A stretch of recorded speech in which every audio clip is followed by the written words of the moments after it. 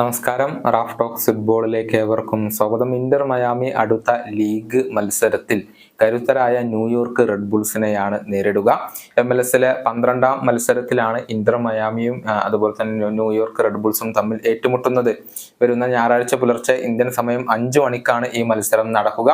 Inter മയാമിയുടെ മൈതാനത്ത് വെച്ചുകൊണ്ടാണ് ഈ മത്സരം അരങ്ങേറുന്നത്. ഏറ്റവും അവസാനമായി ഇരുവരും ഏറ്റുമുട്ടിയ സമയത്ത് വലിയ ഒരു തോൽവി ഇന്റർ മയാമിക്ക് ഏറ്റുവാങ്ങേണ്ടി വന്നിരുന്നു. എതിരില്ലാത്ത 4 ഗോളുകൾക്കായിരുന്നു ആ മത്സരത്തിൽ ഇന്റർ മയാമി പരാജയപ്പെട്ടിരുന്നത്. അതിന് പ്രതികാരം വീട്ടാനാണ് ഈ മത്സരത്തിൽ മയാമി ഇപ്പോൾ ലക്ഷ്യം വെക്കുന്നത്. കൂടാതെ ലയണൽ മെസ്സിക്ക് പൂർണ്ണ സ്വാതന്ത്ര്യം നൽകുമെന്നും ഇന്റർ മയാമിയുടെ പരിശീലകനായ ടാറ്റ മാർട്ടിനോ ഇപ്പോൾ പറഞ്ഞിട്ടുണ്ട്. അദ്ദേഹത്തിന്റെ വാക്കുകൾ ഇങ്ങനെയാണ്: ന്യൂയോർക്ക് റെഡ് ബുൾസിനെതിരെയുള്ള മത്സരമായിരുന്നു കഴിഞ്ഞ വർഷത്തെ ഞങ്ങളുടെ ഏറ്റവും മോശം മത്സരം. പക്ഷെ ഇത്തവണ അങ്ങനെ സംഭവിക്കാൻ പാടില്ല. അതേ തീവ്രതയോടുകൂടി തന്നെയായിരിക്കും അവർ കളിക്കുക എന്നത് ഞങ്ങൾ പ്രതീക്ഷിക്കുന്നു. സെർജിയോ ബുസ്കറ്റ്സ് ഇപ്പോൾ തിരിച്ചെത്തിയിട്ടുണ്ട്. ലയണൽ മെസ്സിക്ക് കളിക്കളത്തിൽ എവിടേക്ക് നീങ്ങാനും ഏത് പൊസിഷനിൽ കളിക്കാനും സ്വാതന്ത്ര്യമുണ്ട്. കാരണം ലോകത്തെ ഏറ്റവും മികച്ച താരം അദ്ദേഹമാണ്. കൂടാതെ മികച്ച ഒരു ഗോൾ സ്കോററും കൂടിയാണ്.